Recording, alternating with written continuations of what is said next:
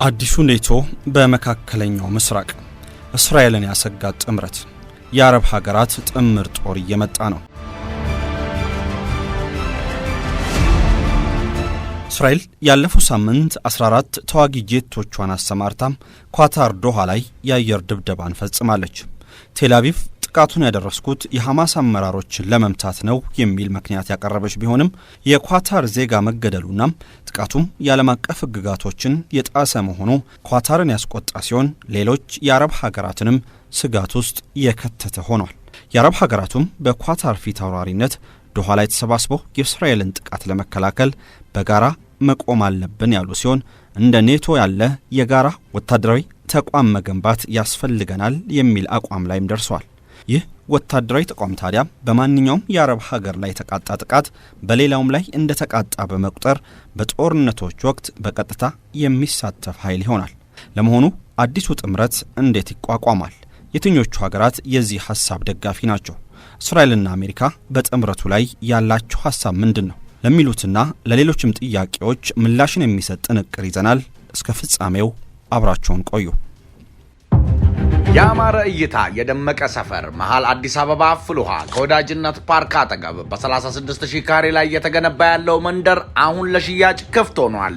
አሚባራ ምቹና ዘመናዊ ቤቶች ባለ 1 መኝታ ከ71 ካሬ ጀምሮ ነው ብለናል። ባለ 2 መኝታ 130 ካሬ፣ ባለ 3 መኝታ 164 ካሬ እንዲሁም ባለ 4 መኝታ 212 ካሬ ጀምሮ ከአሚባራ ያገኛሉ። ሁሉን ያሟላው መንደራችን ሁለገብ ነው። ስታንድ ባይ ጄኔሬተር፣ የመዋኛ ገንዳ፣ በቀን 24 ሰዓት በሳምንት 7 ቀናት የደህንነት ስርዓት፣ የልጆች መጫወቻ ሜዳ፣ ሰፊና ማራኪ አረንጓዴ አካባቢ፣ የተሟላ ጂም እንዲሁም የኤሌክትሪክ መኪና ቻርጅ መሙያ ጣቢያ የተገነባለት ነው። ታዲያ ምን ይጠብቃሉ? በ10 በመቶ ቅድሚያ ክፍያ ብቻ ከ50 በመቶ የባንክ ብድር አማራጭ ጋር አመቻችተናል። አሁኑኑ ወደ አሚባራ ደውለው ቤቶን የግሉ ያድርጉ። ለበለጠ መረጃ 0925776480 ይደውሉልን። አሚባራ ፕሮፐርቲስ በልዩነት የተገነባ። የአረብ ሊግ አዲሱ ጥምር ጦር። የአረብ ሀገራት በአረብ ሊግ አባላት የተወጣጡ ወታደሮችንና የጦር መሳሪያዎችን ያካተተም የጋራ ወታደራዊ ህብረት ለመመስረት ግብጽ ያቀረበችውን ሐሳብ እያጤኑበት መሆኑ ተሰምቷል። እንደ አውሮፓውያን አቆጣጠር በ2015 ለመጀመሪያ ጊዜ የቀረበው ሐሳብ እንደገና የቀረበው የእስራኤል የኳታር ዋና ከተማ ዶሃም ከፍተኛ የሐማስ መሪዎች ላይ ያነጣጠረ ጥቃትን ተከትሎ ነው። ጥቃቱ ከአረብ ሀገራት ከተባበሩት መንግስታት ድርጅትና ከምዕራባውያን ኃይሎች ጭምር ከፍተኛ ትችት አስነስቷል። ኃይሉ የደህንነትና የሽብርተኝነት ስጋቶችን ወይም የአረብ ሀገራትን ደህንነትና መረጋጋት አደጋ ላይ የሚጥሉ ማንኛቸውንም እርምጃዎች ይወስዳል ሲል የሊባኖስ አልካባር ጋዜጣ በካይሮ ውስጥ ስማቸው ያልተጠቀሰ ባለስልጣንን ጠቅሶ ዘግቧል። ጥምር የአረብ ኃይሎች ሐሳብ ባለፉት ጥቂት ቀናት በግብጽ ፕሬዝዳንት አብዱል ፈታህ አልሲሲና በበርካታ የአረብ ሀገራት መሪዎች መካከል ውይይት ተደርጎበታል ተብሎ ይታመናል። ድርድሩ የተካሄደው እስራኤል በኳታር ላይ ላደረሰችው ጥቃት የተቀናጀ ምላሽ ለመስጠት እሁድና ሰኞ በዶሃ ከተካሄደው የአረብ ሊግ ስብሰባና የእስልምና ትብብር ድርጅት ወይም ኦኬአይ በፊት ነው ተብሏል።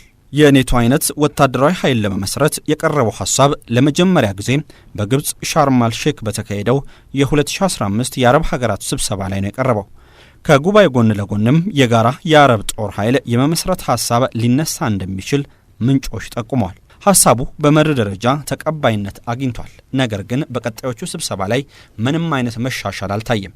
ይህም በሰራዊቱ የአዛዥ መዋቅርና ዋና መስሪያ ቤት ላይ አለመግባባትን ፈጥሯል። እንደ አውሮፓውያን አቆጣጠር በ1945 የተመሰረተውና ዋና መስሪያ ቤቱን ካይሮ ያደረገው የአረብ ሊግ አባላቱን ለ10 ዓመታት ያስተሳሰረ የጋራ መከላከያ ስምምነቶች ያሉት ሲሆን ከግብጽ ጦርና ከሌሎች የአረብ ሀገራት የተወጣጡ ወታደሮች ላለፉት 10 ዓመታት በተደጋጋሚ የጋራ ጦርነት ተሳትፎን አድርጓል። ከበርካታ የአረብ ሀገራት የተወጣጡ ተዋጊ ክፍሎች ከዮርዳኖስ፣ ከሶሪያና ከግብጽ ጦር ጋር በመሆን ከእስራኤል ጋር ተዋግቷል። እስራኤል በፕሬዝዳንት ዶናልድ ትራምፕ ከዩኤስ ከፍተኛ ድጋፍ እያገኘች ባለችበት ወቅት በአረብ ሀገራት ያሉ በርካታ ፓርቲዎች ጠቅላይ ሚኒስትር ቤንያሚን ኔታንያሁ በመላው ቀጠናው አሉ ብለው ከሚሞግቷቸው ጠላቶች ጋር መፋለማቸውን እንደማያቆሙ ያምናሉ። የአረብ ሀገራት ከመቼውም ጊዜ በላይ ደረጃቸውን ማጠናከር እንዳለባቸው እየገለጹ ይገኛል ሲሉ የተለያዩ የመካከለኛው ምስራቅ ሀገራት መገናኛ ብዙሃን ጉዳዩን እያራገቡት ይገኛል። ዋሽንግተንን ያገለለው እቅድ እስራኤል በኳታር ላይ ፈጸመችውን ጥቃት የአሜሪካው ፕሬዝዳንት ዶናልድ ትራምፕን ጨምሮ አሜሪካ ባለስልጣናት ያልደገፉት መሆኑን የገለጹ ቢሆንም የአረብ ሀገራት ግን ከጥቃቱ ማግስት አሜሪካ ከእስራኤል ጥቃት ልታስጥላቸው እንደማትችል እርግጠኛ ሆነዋል። የአሜሪካ መንግስት ኳታርና እስራኤል ሁለቱም አጋሮቹ መሆናቸውን ተከትሎ በሁለቱ ሀገራት የእርስ በርስ ግጭት ውስጥ ራሱን የማስገባት ፍላጎት እንደሌለው የተገለጸ ሲሆን ጉዳዩንም በከፍተኛ ጥንቃቄ እያጤነው ይገኛል። የእስራኤል ጥቃት 5 የሐማስ አባላትን ጨምሮ አንድ የኳታርን የደህንነት ባለሙያ የገደለ ሲሆን ከሐማስ አመራሮች በላይ የኳታር ዜጋ በእስራኤል ጥቃት መገደሉ ጉዳዩን አሳሳቢ አድርጎታል። ኳታር በመካከለኛው ምስራቅ የአሜሪካንን ትልቁን የጦር ቤዝ የያዘች ሀገር ስትሆን የኳታር መንግስትም ከፍተኛ ወታደራዊ ድጋፍን ከአሜሪካ ሲያገኝ ቆይቷል። የአሜሪካ መንግስት ግን ከእስራኤል ጋር ካለው ግንኙነት አንጻር ኳታርን ያስቀድማል የሚል እምነት በአረብ ሀገራት ውስጥ የለም። ይህን ተከትሎ የአረብ ሀገራቱ ከእስራኤል ጥቃት ይከላከለናል ያሉትን እንደ ኔቶ ያለ ጥምር ጦር ለማዘጋጀት ሀሳብ ሲያቀርቡ አሜሪካንን ከጉዳዩ ገለል በማድረግ ጭምር ነው። የአሜሪካው ውጭ ጉዳይ ሚኒስትር ማርክ ሩቢዮ ወደ እስራኤል በማቅናት ከእስራኤሉ ጠቅላይ ሚኒስትር ቤንያሚን ኔታንያሁ ጋር መገናኘታቸውም የአረብ ሀገራትን ያላስደሰተ ሲሆን የአረብ ሀገራትም አሜሪካ ከነሱ ይልቅ ለእስራኤል ድጋፍ እንዳላት ማመን ጀምሯል። የኢራኑ ከፍተኛ ባለስልጣን ሞሄሳን ሬዛይ ብቸኛው አማራጭ ወታደራዊ ትብብር መፍጠር ብቻ ነው ያሉ ሲሆን የኳታሩ ጠቅላይ ሚኒስትር ሙሐመድ ቢን አብድራህማን አልታኒ ደግሞ መላው የቀጠናው ሀገራት ከእስራኤል በኩል ስጋት ተጋርጦባቸዋል። የኳታሩ ጥቃት ደግሞ ቀጥተኛ መልእክት ነው። ለዚህም ሲባል መተባበር ያስፈልገናል ብሏል። በዋሽንግተን የአረብ ገልፍ ሀገራት ኢንስቲትዩት ተመራማሪ ሁሴን አቢሺ የአረብ ሀገራት አሁን በአሜሪካ ላይ ተስፋ ቆርጠዋል። በተለይም ከዚህ ቀደም ከአሜሪካ ዘንድ ወታደራዊ ድጋፍ የነበራቸው ሀገራት ለእስራኤል ጥቃት ተጋላጭ የሆኑ መምጣታቸውን ተከትሎ በጋራ ራሳቸውን መከላከል ማሰባቸው አያስገርምም ብሏል። አሜሪካ ከዚህ ቀደምም ቢሆን የአረብ ሀገራት የተባበረ ጦር እንዲያቋቁሙ ፍላጎት ነበራት። የአሜሪካ ፍላጎት ግን ኢራንን የሚዋጋ የጋራ ጦር እንጂ አሁን እንደታሰበው በእስራኤል ላይ የሚነሳ የጋራ ጦርን አልነበረም።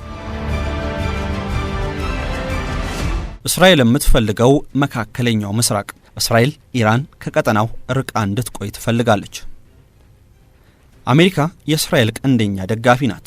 እስራኤል ቀጠናዊ የበላይነት እንድታስጠብቅና በአካባቢው ወታደሮቿን እንድታሰማራ ትረዳታለች። አሜሪካ እርዳታዋን መቀጠል የምትችለው ግን እስራኤል ቀይ መስመር እስካላለፈች ድረስ ነው ስትል አስታውቃለች። እስራኤል ኢራን በቀጠናው ያሏትን የእጅ አዙር አጋሮች ማዳከም ትሻለች ይባላል። አረብ ሀገራት ድጋፍ ባያደርጉም አዲስ አሰላለፍ ትፈልጋለች። ሐማስ ያለ ፍልስጤም ባለስልጣናትና የአረብ ሀገራት ጥረት ሲቀጥል ሄዝቦላም ያለ ሊባኖስ ማህበረሰብ ጥረት ይቀጥላል የሚል መላምት አለ። እስራኤል ደህንነቷን ምጣኔ ሀብቷንና ቴክኖሎጂዋን ማሳደግ እንደምትሻ ይታመናል። ይህንንም የምታደርገው ኢራን ጸላት ናት ብለው ከሚያምኑ ጋር በመተባበር ነው። አሜሪካ ግን ምጣኔ ሀብታዊና ወታደራዊ እድገት እንዲመጣ በማገዝ እስራኤል የቀጠናውን የአረብ ሀገራት ጠላት ሳትሆን ኢራንን ለመውጋት አጋር ሀገር ናት የሚል ምስል ለመፍጠር ትሞክራለች። እስራኤል ከሳውዲ አረቢያ ጋር ግንኙነቷን ለማደስም በቅርቡ መሞከሯ ይታወሳል። በኢራን ያለው የሺያ አብላጫ ያለው አመራር በመካከለኛው ምስራቅ ያለው ተጽዕኖ በጋራ መቃወም አንደኛው የስምምነቱ መነሻ ቢሆንም ሳውዲ ግን በይፋ በፋይናንሻል ታይምስ ላይ ከእስራኤል ጋር እንደማትስማማ አሳውቃለች። ምክንያቱም የፍልስጤም ሀገር ሆኖ አለመፈጠር ነው። ከጥቅምት 7 ጥቃት በፊት አረብ ሀገራት ማለትም ግብጽ፣ ሶሪያ፣ ሊባኖስና ዮርዳኖስ የፖለቲካና ምጣኔ ሀብት አካሄዳቸውን እየለወጡ ነው። እነዚህ ሀገራት ለፍልስጤም እንደሚያዝኑ ጥያቄ የለውም። ሆኖም ችግሩ ከእስራኤል ጋር ብቻ ሳይሆን ከፍልስጤም ውሳኔ ሰጪዎች ጋርም መሆኑን ይገነዘባሉ። ለዚህ በእስራኤልና በፍልስጤም ግጭት ውስጥ የየሀገራቸውን ፍላጎት ለማስቀደም የመረጡት ከጥቅምት 7 በፊት የተደረሱ ስምምነቶች የመከላከያ የበየነ መረብ ደህንነትና የኃይል አቅርቦትን ይጨምራሉ። ጦርነቱ እስራኤል ከአረብ ሀገራት ጋር ያላትን የንግድ ትስስር አቀዝቅዟል። እስራኤል ከተባበሩት አረብ ኤሚሬትስ፣ ግብጽ፣ ባህሬንና ሞሮኮ ጋር ንግድ ጀምራ ነበር። የእስራኤል ጋዜጣ ማሪቭ እንዳለው እስራኤል ከተባበሩት አረብ ኤሚሬትስ ጋር የንግድ መስመር ለመዘጋትም ተስማምታ ነበር። መስመሩ በሳውዲ አረቢያ፣ ዮርዳኖስና ግብጽ ያልፋል። ግብጽ የኃይል መስመሯን የምትዘውረውም በእስራኤል ነዳጅ ነበር። እስራኤል ዲፕሎማሲ የምጣኔ ሀብት ትስስርና ወታደራዊ እንቅስቃሴን ተጠቅማ አዲስ ቀጠናዊ አሰላለፍ መፍጠር አለባት ብለው የሚያምኑ ተንታኞች በርካቶች ናቸው። በሌላ በኩል ግን በመካከለኛው ምስራቅ የሚካሄድ ለውጥ ከዓለም ውጥረት ማለትም ከአሜሪካ፣ ሩሲያና ቻይና ወይም የአውሮፓ ውስጣዊ ፖለቲካ የተነጠለ አይደለም የሚሉ ተንታኞችም አሉ። ቀጠናዊና ዓለም አቀፍ ስጋቶች አሉት። እነዚህም ዓለም አቀፋዊ ግጭትን ያባብሳሉ ተብሎ ስጋትም አለ። ያማረ እይታ የደመቀ ሰፈር መሃል አዲስ አበባ ፍልውሃ ከወዳጅነት ፓርክ አጠገብ በ36000 ካሬ ላይ የተገነባ ያለው መንደር አሁን ለሽያጭ ክፍት ሆኗል። አሚባራ ምቹና ዘመናዊ ቤቶች ባለ 1 መኝታ ከ71 ካሬ ጀምሮ ነው ብለናል። ባለ 2 መኝታ 130 ካሬ፣ ባለ 3 መኝታ 164 ካሬ እንዲሁም ባለ 4 መኝታ 212 ካሬ ጀምሮ ከአሚባራ ያገኛሉ። ሁሉን ያሟላው መንደራችን ሁለገብ ነው። ስታንድ ባይ ጄኔሬተር፣ የመዋኛ ገንዳ፣ በቀን 24 ሰዓት በሳምንት 7 ቀናት የደህንነት ስርዓት፣ የልጆች መጫወቻ ሜዳ፣ ሰፊና ማራኪ አረንጓዴ አካባቢ፣ የተሟላ ጂም እንዲሁም የኤሌክትሪክ መኪና ቻርጅ መሙያ ጣቢያ የተገነባለት ነው። ታዲያ ምን ይጠብቃሉ? በ10 በመቶ ቅድሚያ ክፍያ ብቻ ከ50 በመቶ የባንክ ብድር አማራጭ ጋር አመቻችተናል። አሁኑኑ ወደ አሚባራ ደውለው ቤቶን የግሉ ያድርጉ። ለበለጠ መረጃ 0925776480 ይደውሉልን። አሚባራ ፕሮፐርቲስ በልዩነት የተገነባ